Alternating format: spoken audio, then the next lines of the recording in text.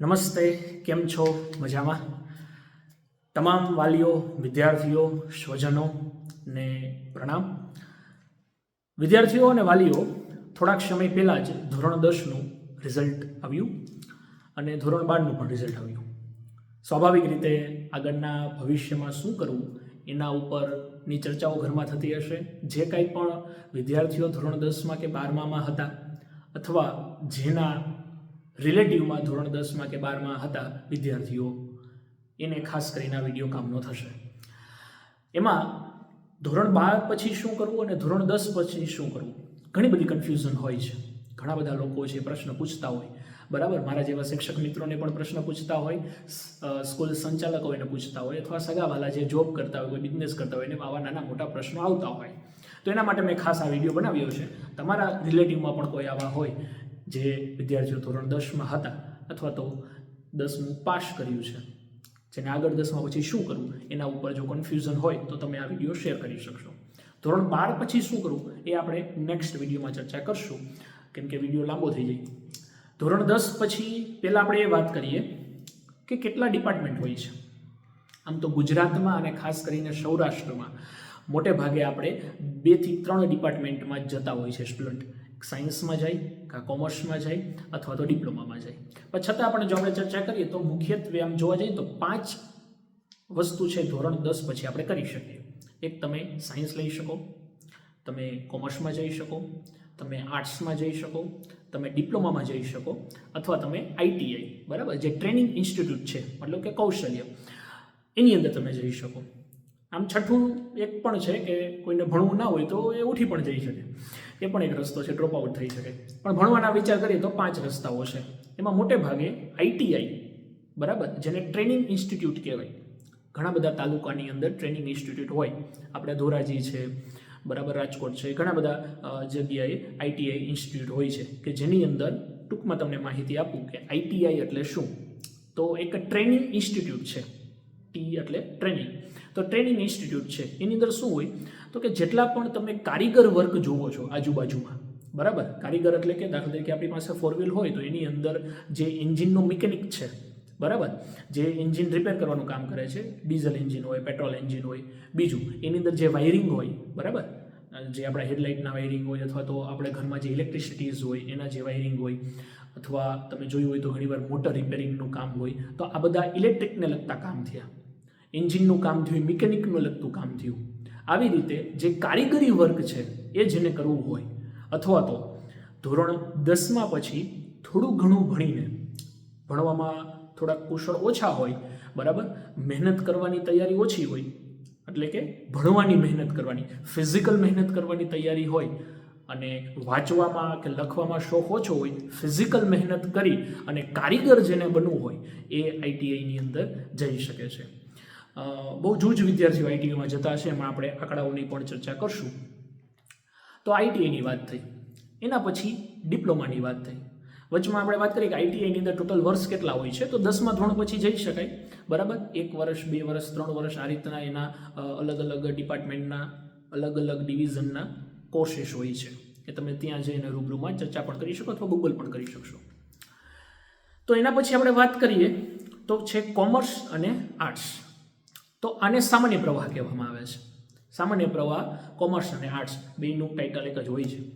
તો કોમર્સની અંદર જે વિદ્યાર્થીઓ ભણતા હોય અથવા કોમર્સ ડિપાર્ટમેન્ટમાં તમારે જવાનું થાય તો એમાં તમે અકાઉન્ટિંગ છે, બરાબર, ઇકોનોમિક્સ છે, એ બધા સબ્જેક્ટ છે તમારે ભણવાના થતા હોય છે. એટલે ખાસ કરીને જે ગણતરીવાળી, મતલબ કે જેટલી આપણે મહેતાજીનું કામ જેને કહીએ આ જ ટાઈપનું, પ્લસ માર્કેટિંગનું કામ, એ બધા ડિપાર્ટમેન્ટના અને એ બધા સિલેબસના સબ્જેક્ટ એની અંદર ભણવાના આવતા હોય છે. આર્ટ્સની અંદર વાત કરીએ તો આર્ટ્સ એટલે કે મોટે ભાગે 2 પ્રકારના આર્ટ્સ હોય છે. એક પરફોર્મિંગ આર્ટ્સ હોય અને એક જે છે એ લેંગ્વેજવાળું આર્ટ્સ હોય, એટલે કે જે ભાષાઓ છે, ભાષા વિજ્ઞાન સાથે સાથે સમાજ વિદ્યા, બરાબર, અને સાયકોલોજી એટલે કે મનોવિજ્ઞાન, આ પ્રકારના સબ્જેક્ટ છે એ આર્ટ્સના હોય છે. પરફોર્મિંગ આર્ટ્સની અંદર ડાન્સ ને ડ્રામા ને એ બધું હોય છે. તો આ મેં તમને થોડી બ્રીફમાં વાત કરી.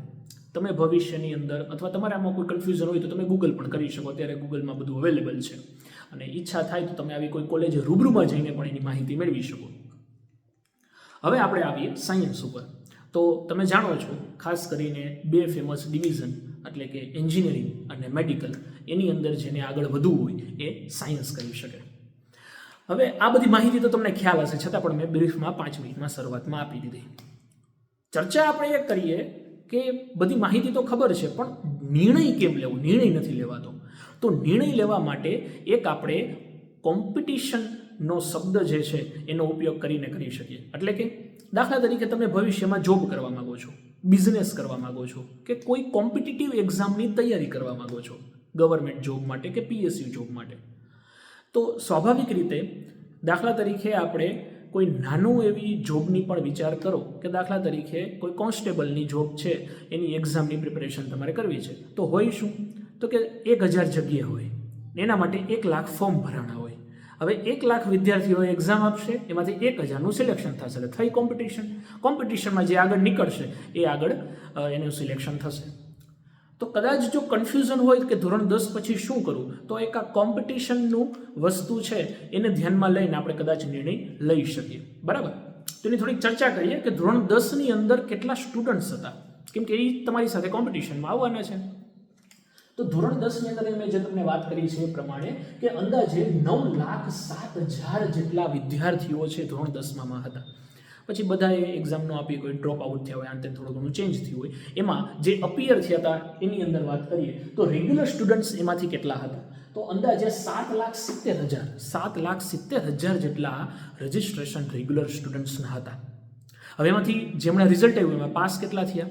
તો 6,34,327, એટલે અંદાજે 6,34,000 વિદ્યાર્થીઓ છે ને એ ધોરણ 10માં પાસ થયા છે.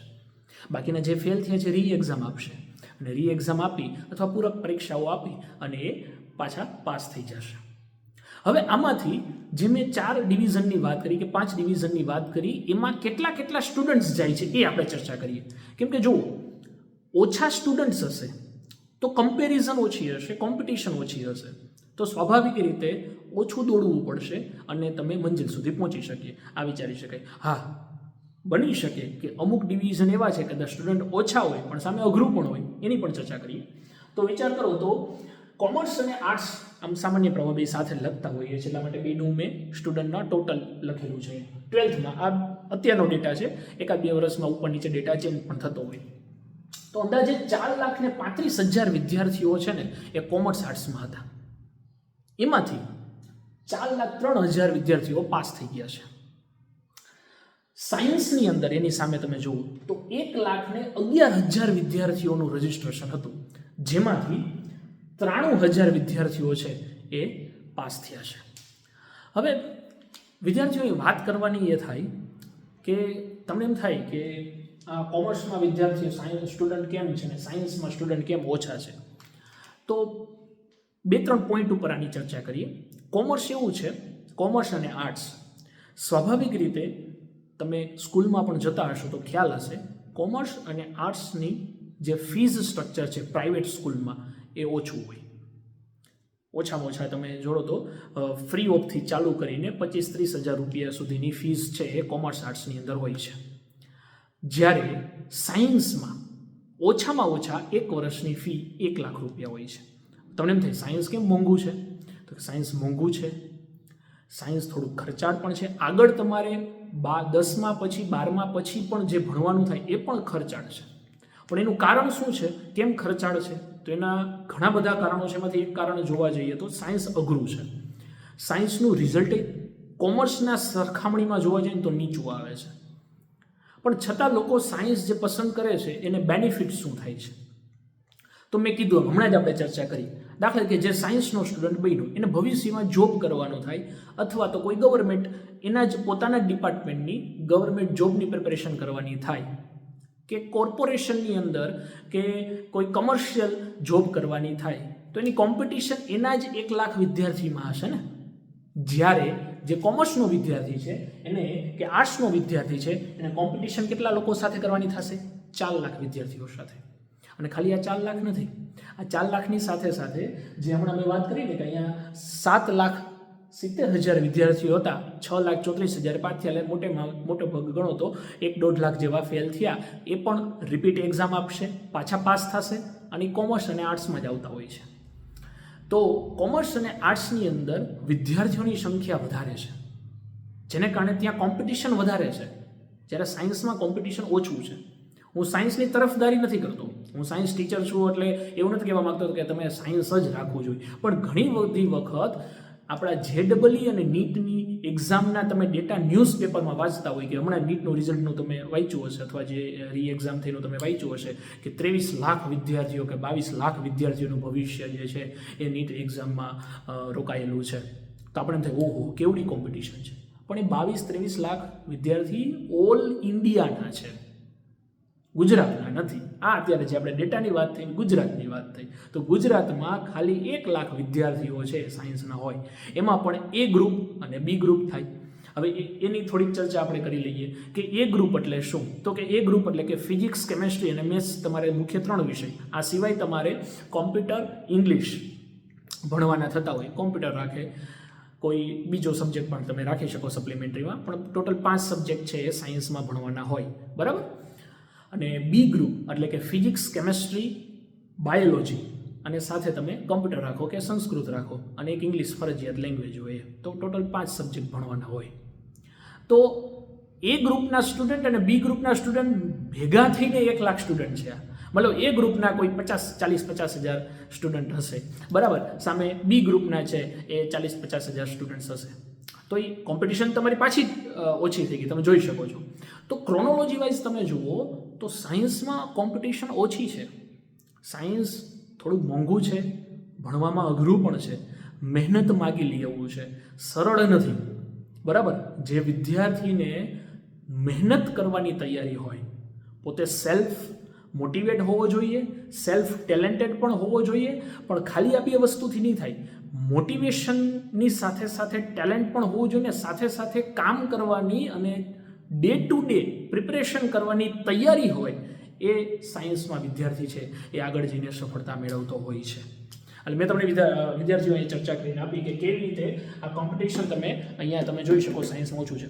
એની બીજી વાત પણ આપણે કરીએ કે કોમર્સની અંદર એવરી યર એપ્રોક્સ, આ અત્યારે વાત કરી પણ એપ્રોક્સ તમે એવરી યર જુઓ તો કોમર્સની અંદર લગભગ 3 લાખ વિદ્યાર્થીઓ હોય અને આર્ટ્સની અંદર લગભગ 1.5 લાખ વિદ્યાર્થીઓ હોય. આમ કરીને 70% જે વિદ્યાર્થીઓ છે એડમિશન આની અંદર કોમર્સ ડિવિઝનમાં લેતા હોય. 12મા પછી પણ વાત કરીએ તો ડિપ્લોમાની અંદર તમે વાત કરો તો લગભગ 40,000 વિદ્યાર્થીઓ જે છે એ અંદાજિત ડિપ્લોમામાં એડમિશન લેતા હોય. હવે ડિપ્લોમા છે એ શું વસ્તુ છે, કદાચ તમને ખ્યાલ ના હોય તો આપણે વાત કરીએ તો ડિપ્લોમા એટલે એવી વસ્તુ છે કે ધોરણ 10 પછી તમે ડાયરેક્ટ એન્જિનિયરિંગના એક કોર્સની અંદર એડમિશન લઈ શકો છો. કોમ્પ્યુટર છે, IT છે, બરાબર, આ સિવાય સિવિલ, મિકેનિકલ, ઇલેક્ટ્રિકલ લઈ શકો છો. તો ડિપ્લોમા 3 વર્ષનું હોય, પછી તમે ડિપ્લોમા કરીને આગળ ડિગ્રી પણ કરી શકો. જેવી રીતે ધોરણ 12 પછી 12 સાયન્સ પછી તમે એન્જિનિયરિંગમાં જઈ શકો, જે 4 વર્ષની ડિગ્રીનો કોર્સ છે. તો આમ જોવા જાઓ તો 10 પછી તમે ડિપ્લોમા કરો એટલે 3 વર્ષ પ્લસ 3 વર્ષ ડિગ્રીના કરો એટલે ટોટલ 6 વર્ષ જે છે એ તમારી જર્ની થઈ. અને જો તમે 10th સાયન્સ કરશો તો 2 વર્ષ 11મા અને 12માના પ્લસ 4 વર્ષ એન્જિનિયરિંગના એટલે ટોટલ 6 વર્ષ થયા. એટલે તમે ડિપ્લોમાથી એન્જિનિયર બનો તો પણ 6 વર્ષ ભણવાનું છે, અને જો તમે ડિગ્રીથી એન્જિનિયર બનો તો પણ તમારે કેટલા વર્ષ ભણવાનું છે?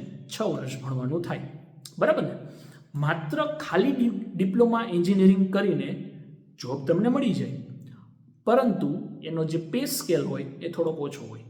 પ્લસ બીજી વસ્તુ, ડિપ્લોમા કરીને તમે આગળ ડિગ્રી માટે જ્યારે જવાનું થાય, ડિપ્લોમાની વાત નીકળી છે આપણે એને પૂરી કરીએ.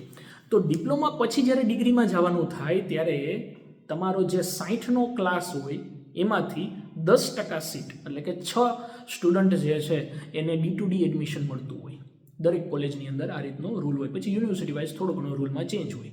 એટલે શું થાય કે ડિપ્લોમા કરીને પછી પાછું જ્યારે ડિગ્રી કરવા જવાનું થાય ને ત્યારે કોમ્પિટિશન બહુ વધી જાય.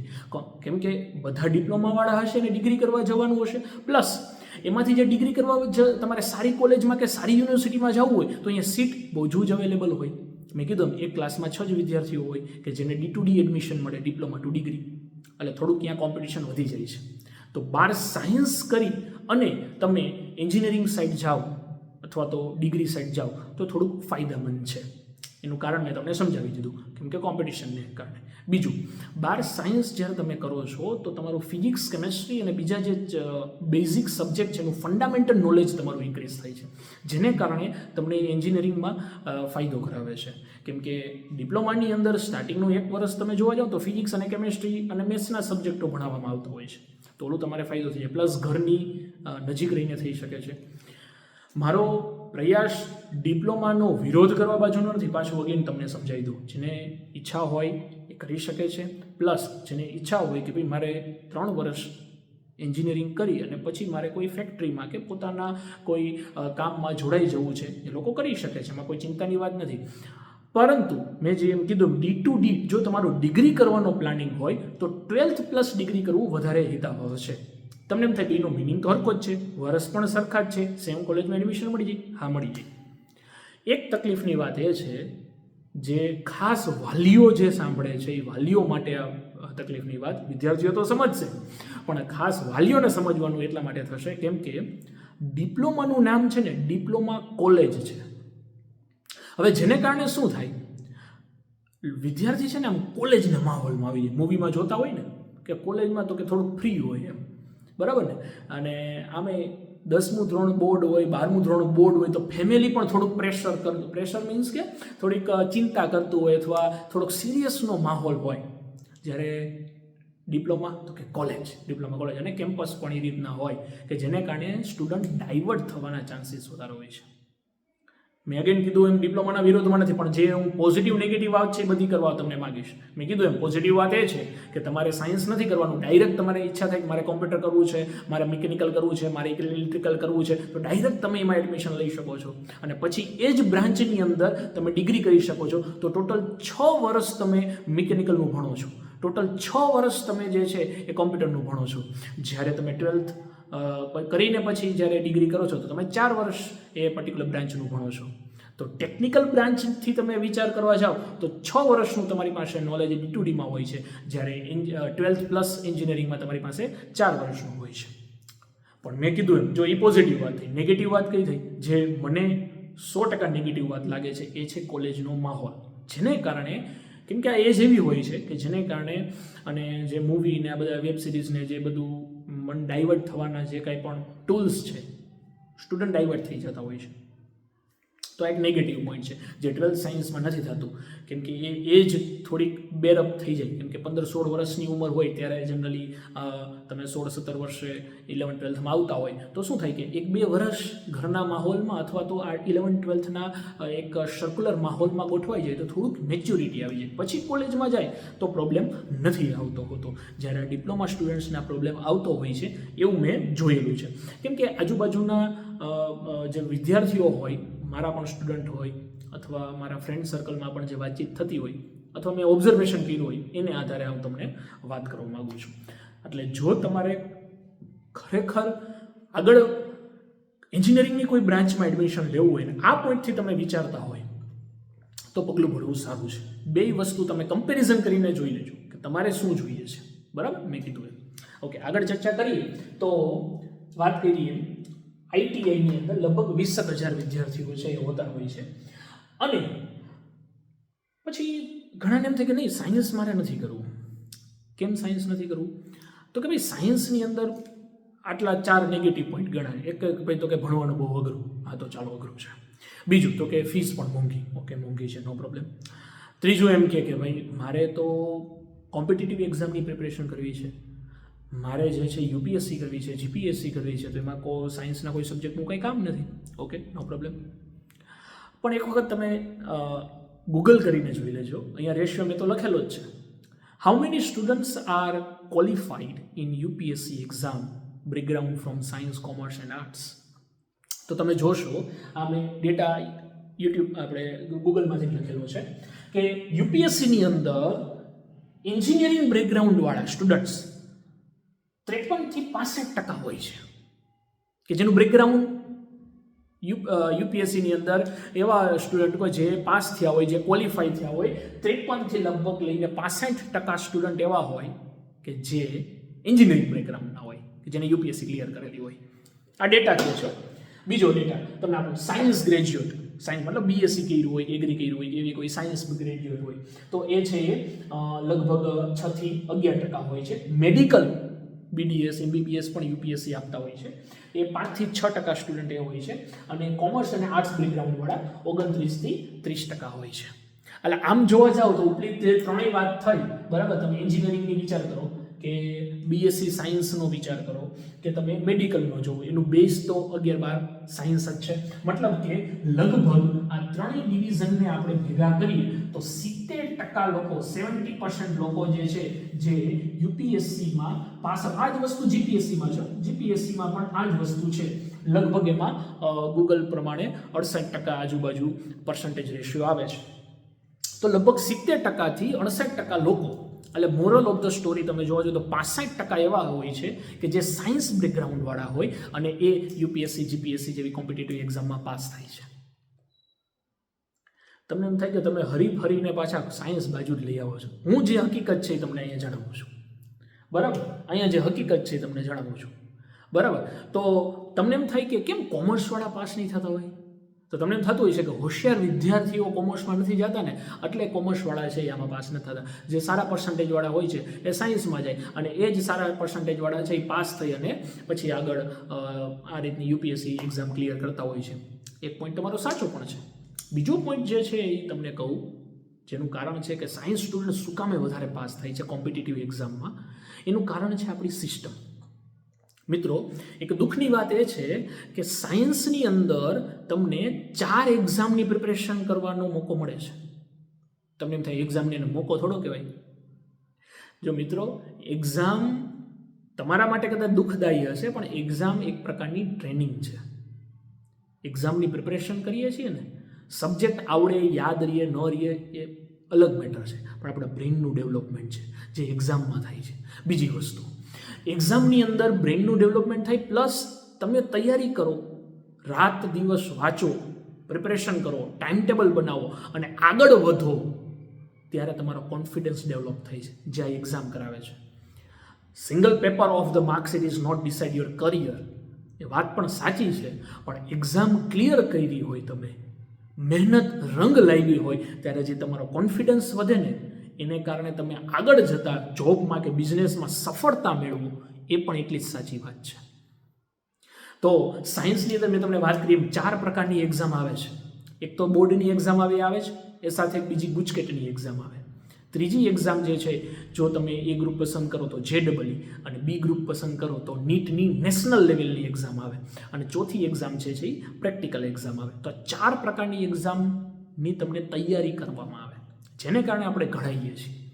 હવે વાત ઉપર આવું કે શા માટે આ 70% સાયન્સ સ્ટુડન્ટ છે એ યુપીએસસી જીપીએસસી જેવી કોમ્પિટિટિવ એક્ઝામમાં પાસ થાય છે. એનું કારણ ઘણા બધા કારણો હશે, પણ એક કારણ જે મેં તમને કીધું એમ જડી આવ્યું છે. એમાં મુખ્ય 2 કારણો છે. એમાં 2 કારણો, પહેલું કારણ હું ચર્ચા કરું તો જ્યાં 4 એક્ઝામની મેં તમને વાત કરી, એમાં કોમ્પિટિટિવ એક્ઝામ JEE અને નીટની છે. તો 2 વર્ષ સ્ટુડન્ટ એક કોમ્પિટિટિવ એક્ઝામ એટલે કે સ્પર્ધાત્મક પરીક્ષા કોને કહેવાય એના માહોલમાં રહે છે. અને જીપીએસસી યુપીએસસી સ્પર્ધાત્મક પરીક્ષા છે, તો એની સાથે કેમ ડીલ કરવું, કઈ રીતે તૈયારી કરવી, કઈ રીતે ટાઈમ ટેબલ વાઇઝ વાંચવું, આની તૈયારી કરવાનો મોકો 2 વર્ષ મળે છે. એટલે સાયન્સમાં કદાચ માર્ક્સ ઓછા વધતા આવે, કોઈ ડિવિઝનમાં તમને એડમિશન મળે, એમાં તમારે અલગ ડિપાર્ટમેન્ટમાં જવું હોય, તમે જાઓ ન જાઓ, કોમ્પિટિટિવ એક્ઝામની તૈયારી કરવાનો તમને ઈચ્છા થાય, તો આ 2 વર્ષની જે મહેનત અને ટાઈમ ટેબલ વાઇઝ જે તમે તૈયારી કરી હોય એનો લાભ ત્યાં મળે છે. એટલા માટે સાયન્સ કદાચ જરૂરી બની જાય એવું તમને લાગતું હોય. અને મેં કીધું એમ પેલો પોઝિટિવ પોઈન્ટ પણ છે. બીજું, જેટલી પણ કોમ્પિટિટિવ એક્ઝામ છે, તમે યુટ્યુબમાં જોઈ શકો, ગૂગલમાં જોઈ શકો, બેંકની એક્ઝામ હોય, એસએસસી સ્ટાફ સિલેક્શન કમિશનની એક્ઝામ હોય, યુપીએસસી એક્ઝામ હોય, જીપીએસસી એક્ઝામ હોય, આવી કોઈ પણ કોમ્પિટિટિવ એક્ઝામ હોય, સ્પર્ધાત્મક પરીક્ષાઓ હોય ગવર્મેન્ટ જોબ માટેની, એમાં જે એક્ઝામ લેવાય છે એમાં નેગેટિવ માર્કિંગ સિસ્ટમ હોય. હવે નેગેટિવ માર્કિંગ સિસ્ટમ એટલે શું? તો કે નેગેટિવ માર્કિંગ સિસ્ટમ એટલે કે જે OMR પ્રકારનું MCQ બેઝ પેપર તમારે આપવાનું હોય, અને MCQ બેઝ પેપરની અંદર તમારો સાચો માર્ક્સ, તમારો ક્વેશ્ચનનો આન્સર રાઈટ થાય તો 1 માર્ક્સ મળે, અને જો રોંગ થાય તો 0.25 માઇનસ થાય. એટલે કે 4 પ્રશ્ન તમારા સાચા પડ્યા હોય તો તમને 4 માર્ક્સ મળે, પણ 5 પ્રશ્ન તમે એટેમ્પ્ટ કર્યા હોય એમાંથી 4 પ્રશ્ન સાચા હોય, એક પ્રશ્ન ખોટો હોય તો એક પ્રશ્ન ખોટાના 0.25 માઇનસ થાય. એટલે 4ના તમને 4 માર્ક્સ મળ્યા અને 0.25 માઇનસ થયો એટલે કેટલા માર્ક્સ તમારા ઓછા થયા, 0.25 ઓછા થયા, તો તમને 4ની જગ્યાએ 3.75 માર્ક જ મળે. ખ્યાલ આવ્યો? મતલબ કે 4 ખોટા પડે ને એટલે એક નેગેટિવ માર્ક તમારો થઈ જાય.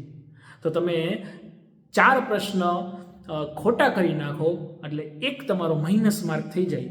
50 MCQ સપોઝ તમે ટીક કર્યા હોય અને એની અંદર દાખલા તરીકે તમારા 40 પ્રશ્ન ખોટા પડ્યા, સપોઝ કોઈ તુક્કાબાજી ન કરતા, MCQમાં તેમાં શું હોય કે મીંડા કરવાના ગમે એમ કરી નાખો, એમ ના હોય, બરાબર.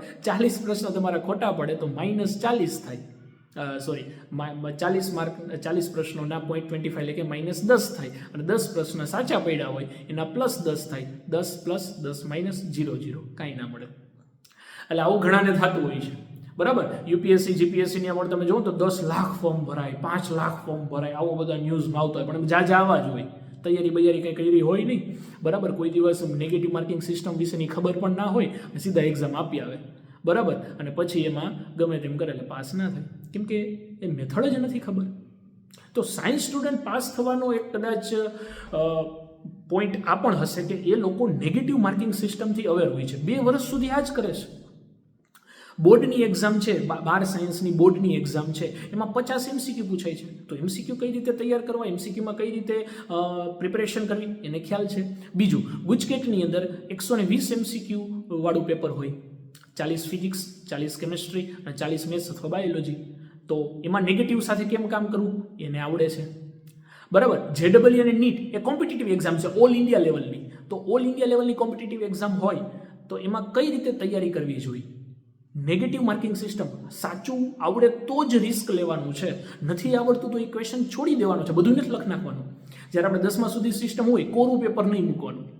જ્યારે સાયન્સની અંદર એવું નથી હોતું, કોરું પેપર મૂકવાનું એવું નથી હોતું. MCQ સિસ્ટમ છે, કોરું પેપર તમને ન આવડતું તો મૂકવું પણ પડે. જો ખોટું ભરી નાખો તો મેં હમણાં તમને એક્ઝામ્પલ આપ્યું એમ નેગેટિવ માર્ક થાય. તો આ બધી પ્રિપેરેશન છે ને એ સાયન્સમાં થતી હોય છે, જેને કારણે મને એવું લાગે છે કે સાયન્સ સ્ટુડન્ટ છે એ આ કોમ્પિટિટિવ એક્ઝામમાં વધારે આગળ વધી જતા હોય છે. UPSC GPSC even constable PSI જેવી એક્ઝામોના રિઝલ્ટ તમે જુઓ ને તો એની અંદર પણ સાયન્સ સ્ટુડન્ટનો રેશિયો છે ને એ હાઈ હોય છે. એનું કારણ કદાચ આ હોઈ શકે, કેમ કે 2 વર્ષ એ સાયન્સ સ્ટુડન્ટ છે એ આ રીતે જર્નીમાં ચાલતા હોય છે.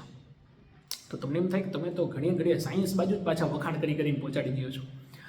તો સ્વાભાવિક રીતે આ પોઈન્ટની અંદર મેં સાયન્સની ચર્ચા વધારે કરી છે, પણ એનો મિનિંગ એવો નથી, મેં તમને કીધું એમ કે એ બહુ જ સારું છે કે બહુ જ બીજા ડિપાર્ટમેન્ટ છે એ ખરાબ છે. હું જે પોઝિટિવ પોઈન્ટ છે ને હું તમને ચર્ચા કરવા માગું છું. તો તમને થાય કોમર્સની ચર્ચા કેમ ન કરી, તો કોમર્સમાં કોઈ પોઝિટિવ પોઈન્ટ નથી તૈયારી બાબતના. એમાં પોઝિટિવ પોઈન્ટ ક્યાં છે એ હું તમને કહું. જો કોમર્સની અંદર કેવું થાય છે, કોમર્સ અને આર્ટ્સ બેની અંદર એક્ઝામ પદ્ધતિ સમાન છે. આખા વર્ષની એક જ એક્ઝામ લેવામાં આવે. સાયન્સમાં 4 એક્ઝામ આવે, 4 એક્ઝામ જોઈને આપણે બી જઈએ. પણ મેં તમને કોમ્પિટિટિવ એક્ઝામ માટેનો ફાયદો બતાવ્યો. હા, પણ જે સ્ટુડન્ટ તૈયારી કરવામાં નબળા છે, જેની તૈયારી કરવાની અથવા મહેનત કરવાની ઈચ્છા નથી, તૈયારી નથી, તો એ સાયન્સમાં સફળ નહીં થાય. હા, જે સ્ટુડન્ટ એવું છે કે મારે પોલું ભણવું છે, બરાબર, 12th પછી સામાન્ય કોલેજ કરવી છે, ફાધરનો કે ફેમિલી બિઝનેસ છે, એમાં ઓલરેડી મારે જોઈન્ટ થવું છે, બરાબર, ટ્રેડિંગ કરવું છે અથવા વેપાર કરવો છે, કોમર્સ કરી શકે છે. કેમ કે કોમર્સ કરશે તો એનું અકાઉન્ટનું નોલેજ આવશે, હિસાબ કિતાબ આવડશે, નફો ખોટની સમજ પડશે, ગ્રાહક કેને કહેવાય, કેવા ગ્રાહકોની સાથે કેવી વાતચીત કરવી આનો ખ્યાલ આવશે. તો આ વેપારી લાઈન, જે બિઝનેસની લાઈન છે, એના ઉપર તમે આગળ વધવું હોય કોમર્સ કરી શકાય. ભણવાનું ઓછું છે, ફીસ પણ ઓછી હોય છે, સ્કૂલની ફીસ ઓછી હોય છે, એટલે મમ્મી પપ્પાને પણ થોડીક રાહત રહે, પ્લસ રિઝલ્ટ સારું આવે છે, એટલે તમે મોટે ભાગે સ્ટુડન્ટ છે એ કોમર્સમાં પાસ થઈ જતા હોય છે.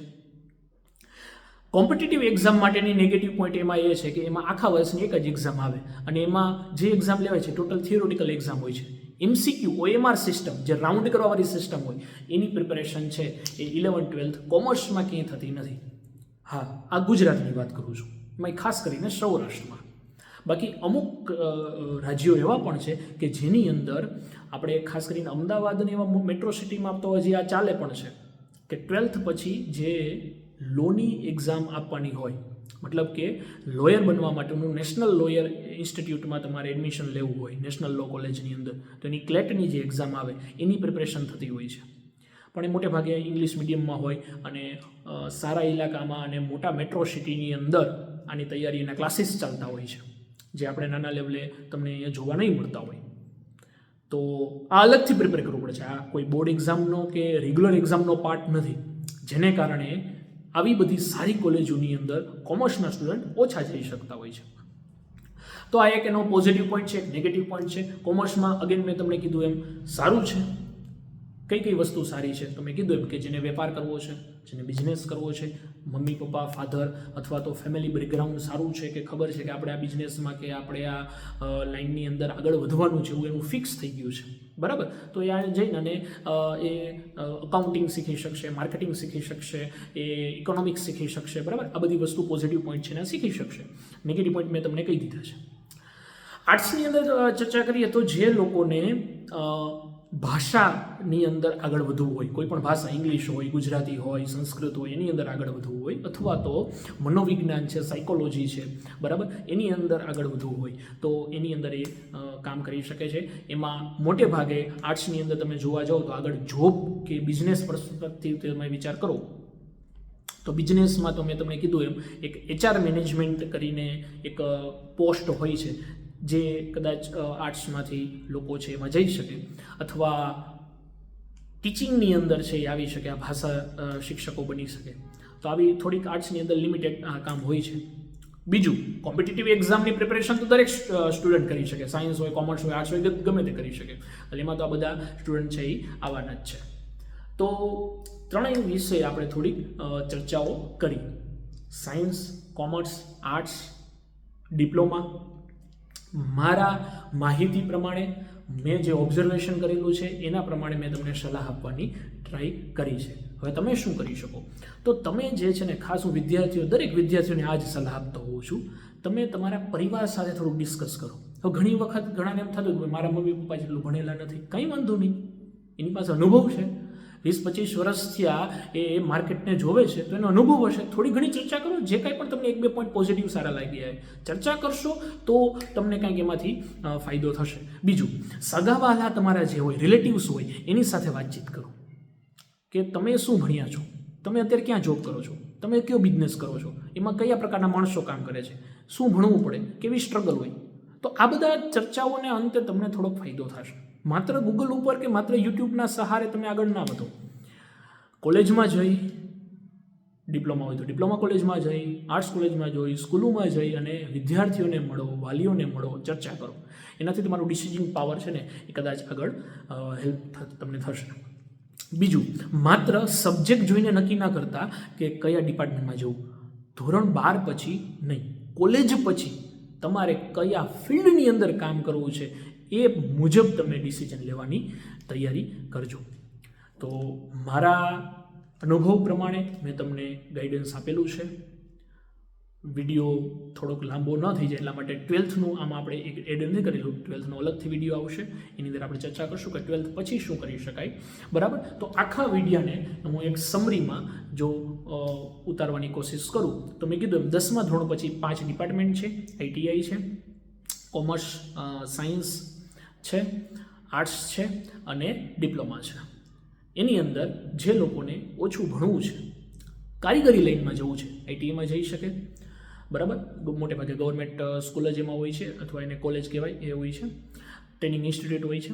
ડિપ્લોમા, જેને D2D કરવું છે, જેને એક જ ડિપાર્ટમેન્ટમાં મિકેનિકલમાં જ કે કોમ્પ્યુટરમાં જ કે ઇલેક્ટ્રિકલમાં જ 6 વર્ષ સુધીની તૈયારી છે ભણવાની, અને ખાસ કરીને માઇન્ડ ડાયવર્ટ નથી થતું. કોલેજમાં જઈને માઇન્ડ ડાયવર્ટ ન થાય, સ્ટ્રિક્ટ ફોકસથી ભણવાની ઈચ્છા છે એ એમાં જઈ શકે છે. બીજું, જે લોકોને બિઝનેસ સાઇડ, એમાંય ખાસ કરીને વેપારી line side, accounting side, CS side આગળ વધવું હોય, કોમર્સ લઈ શકે છે. જેને ટીચિંગમાં જવું હોય, અથવા કાઉન્સેલિંગમાં જવું હોય, અથવા તમે કીધું એમ ભાષાની અંદરના કોઈ સબ્જેક્ટ ભણવા હોય, એની અંદર આગળ વધવું હોય, એ આર્ટ્સમાં જઈ શકે છે. અને જેને એન્જિનિયરિંગ, મેડિકલ, એગ્રીકલ્ચર, ફાર્મસી આવા ડિપાર્ટમેન્ટની અંદર આગળ કામ કરવું હોય, કોમ્પિટિટિવ એક્ઝામની તૈયારી કરવી હોય, તો એ લોકો છે એ સાયન્સ લઈ શકે છે. તમે કોમર્સ લ્યો, સાયન્સ લ્યો, આર્ટ્સ લ્યો, ડિપ્લોમા લ્યો, ગમે તે ડિવિઝનમાં જાઓ, સારી સ્કૂલ અને સારો માહોલ પસંદ કરજો. આ મારી અંગત સલાહ છે. કેમ કે તમારા મિત્રો છે ને એ જ તમારું કરિયર ડિસાઇડ કરશે. તમારી સંગતિ છે ને એ જ તમારું કરિયર ડિસાઇડ કરશે. એટલે સારા, હોશિયાર અને મહેનતુ વિદ્યાર્થીઓનો સંગ જ્યાં હોય, જે સારા સ્કૂલનું મેનેજમેન્ટ હોય, ટીચરો સારા હોય, સારું ટેસ્ટનું શેડ્યુલ હોય, સારી માહિતી અપાતી હોય, એવી શાળા પસંદ કરજો અને એવી જગ્યાએ તમે આગળ વધવાનું પસંદ કરશો. બધા પોતપોતાના કરિયરમાં આગળ વધે. તમારા પ્રશ્નોના સોલ્યુશન હું કરી શક્યો હોય એવું તમને લાગે તો તમે જરૂર આને શેર કરી શકશો. Thank you very much. કેવું લાગ્યું એ કમેન્ટમાં જણાવી શકશો. આભાર.